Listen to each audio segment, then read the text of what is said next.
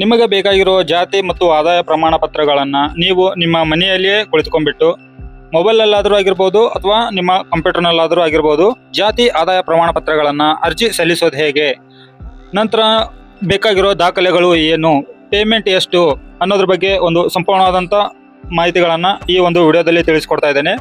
So ಇವಾಗ ವಿಡಿಯೋನ ಶುರು ಮಾಡೋಣ. ನೋಡಿ ವೀಕ್ಷಕರೇ, ಮೊದಲು ನೀವು ಈ ಒಂದು ನಾಡ ಕಚೇರಿಯ ಪೋರ್ಟಲ್ಗೆ ಬರಬೇಕಾಗತ್ತೆ.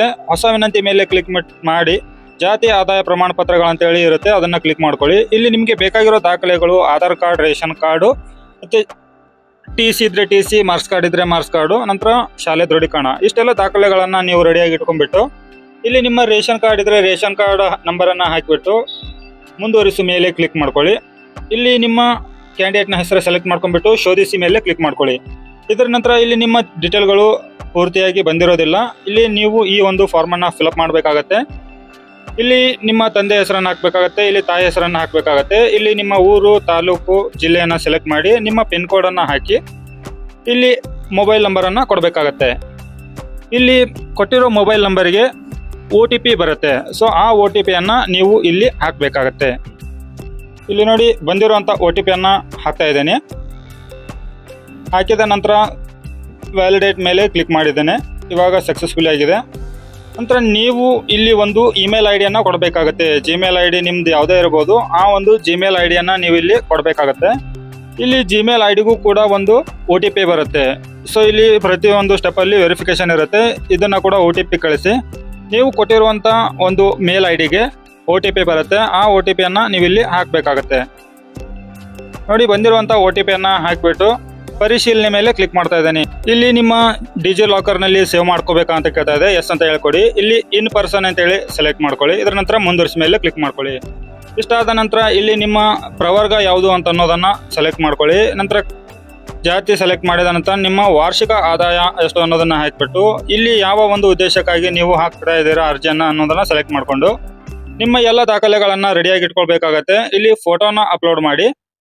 ಇದರ ನಂತರ ಸ್ಕ್ರೋಲ್ ಡೌನ್ ಮಾಡಿ ಇಲ್ಲಿ ನಿಮ್ಮ ಶಾಲೆಯ ದಾಖಲಾತಿಗಳು TC ಆಗಿರ್ಬೋದು, ಇಲ್ಲ ಶಾಲೆ ದೃಢೀಕರಣ ಆಗಿರ್ಬೋದು, 10th ಮಾರ್ಕ್ಸ್ ಕಾರ್ಡ್ ಆಗಿರ್ಬೋದು, ಅದನ್ನು ಅಪ್ಲೋಡ್ ಮಾಡಿ. ಇದರ ನಂತರ ಇಲ್ಲಿ ನೋಡಿ ಸಕ್ಸಸ್ಫುಲ್ ಅಂತ ಹೇಳಿ ಬರಲೇಬೇಕು ಗ್ರೀನ್ ಕಲರ್ನಲ್ಲಿ ಫೈಲ್ ಅಪ್ಲೋಡೆಡ್ ಅಂತೇಳಿ. ಸೊ ಪ್ರತಿಯೊಂದನ್ನು ಇದೇ ಥರ ಇಲ್ಲಿ ನಿಮ್ಮ ದಾಖಲೆಗಳನ್ನು ಎಲ್ಲವನ್ನು ಅಪ್ಲೋಡ್ ಮಾಡಿ. ಸೊ ಇದೆಲ್ಲ ಆದ ನಂತರ ಇಲ್ಲಿ ಸಲ್ಲಿಸಿ ಅಂತ ಇದೆ ನೋಡಿ, ಈ ಸಲ್ಲಿಸಿ ಮೇಲೆ ಕ್ಲಿಕ್ ಮಾಡ್ಕೊಳ್ಳಿ. ಇದರ ನಂತರ ಇಲ್ಲಿ ನಿಮಗೆ ಒಂದು ಸ್ವೀಕೃತಿ ಸಂಖ್ಯೆ ನಂಬರ್ ಬಂದಿರುತ್ತೆ, ಅದನ್ನು ಕಾಪಿ ಮಾಡಿ ಇಟ್ಕೊಳ್ಳಿ. ಇಲ್ಲಿ ನೋಟ್ ಮಾಡಿ ಇಟ್ಕೊಳ್ಳಿ. ಓಕೆ ಮೇಲೆ ಕ್ಲಿಕ್ ಮಾಡ್ಕೊಳ್ಳಿ. ಇದರ ನಂತರ ಇಲ್ಲಿ ನೋಡಿ ಈ ಸೈನಿಗಾಗಿ ಇಲ್ಲಿ ಕ್ಲಿಕ್ ಮಾಡಿ ಅಂತೇಳಿ ಬಂದಿದೆ. ಸೊ ನೀವು ಒಂದು ತುಂಬಿರೋ ಫಾರ್ಮು ಈ ಥರ ಎಲ್ಲ ಡೀಟೇಲ್ ಇಲ್ಲಿ ಓಪನ್ ಆಗುತ್ತೆ.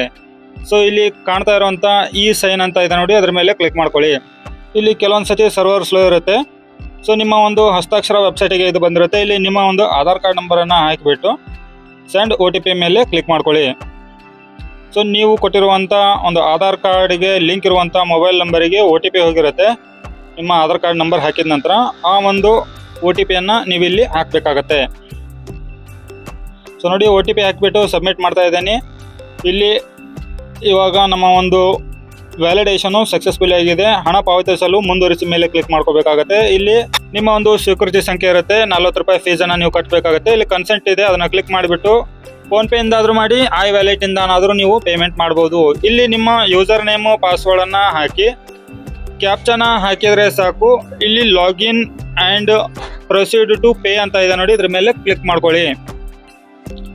ಇಷ್ಟು ಮಾಡಿದರೆ ಸಾಕು, ನಿಮ್ಮ ಒಂದು ಪೇಮೆಂಟು ಸಕ್ಸಸ್ಫುಲ್ ಆಗುತ್ತೆ. 40 ರೂಪಾಯಿ ಪೇಮೆಂಟ್ ಆಗಿದೆ. ಇಲ್ಲಿ ರಿಸಿಪ್ಟನ್ನು ಡೌನ್ಲೋಡ್ ಮಾಡ್ಕೋಬೋದು, ನೀವು ಅಕ್ನಾಲೇಜ್ಮೆಂಟ್ ಕೂಡ ಡೌನ್ಲೋಡ್ ಮಾಡ್ಕೋಬೋದು. ಇಷ್ಟು ಈ ಒಂದು ಜಾತಿ ಮತ್ತು ಆದಾಯ ಪ್ರಮಾಣ ಪತ್ರಗಳನ್ನು ಸಲ್ಲಿಸೋ ಒಂದು ಪ್ರೊಸೆಸ್ ಇದು 2B ಕ್ಯಾಟಗರಿಯವ್ರದ್ದು, ಅಂದರೆ ಮುಸ್ಲಿಂ ಕಾಸ್ಟ್ನವ್ರದ್ದು. ಇವಾಗ ನಾನು ಜಾತಿ ಆದಾಯವನ್ನು ಆನ್ಲೈನ್ ಮುಖಾಂತರ ಅರ್ಜಿಯನ್ನು ಸಲ್ಲಿಸಿದ್ದೇನೆ. ಸೊ ವೀಕ್ಷಕರೇ, ಈ ವಿಡಿಯೋ ತಮಗೆ ಉಪಯೋಗ ಆಗಿದ್ರೆ ವಿಡಿಯೋಗೆ ಲೈಕ್ ಕೊಡಿ.